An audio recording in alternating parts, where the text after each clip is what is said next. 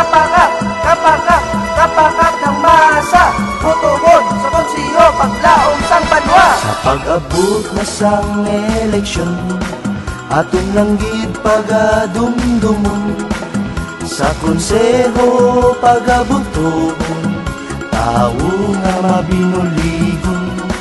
Bisan diin lang siya ginakakunyagan, mapabarangay o kabanwahanan, madamo siya sang mga abyan, kay hapos siya palapitan. Sikapakap, sikapakap, aton gid masaligan, mabinuligon kag mapisa, andong niya kauswagan.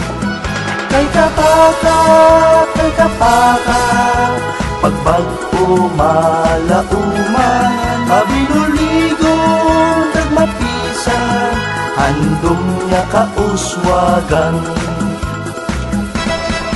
Ang iyahandom para sa banwa, may pagbag-o kag may bugana, pagpangabuhis ang tagsa-tagsa, pagabuligan niya.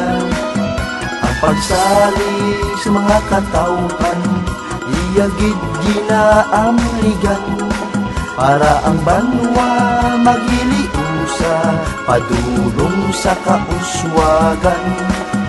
Sikapakap, sikapakap, aton gid masaligan, mabinuligon kag mapisan, andong niya kauswagan.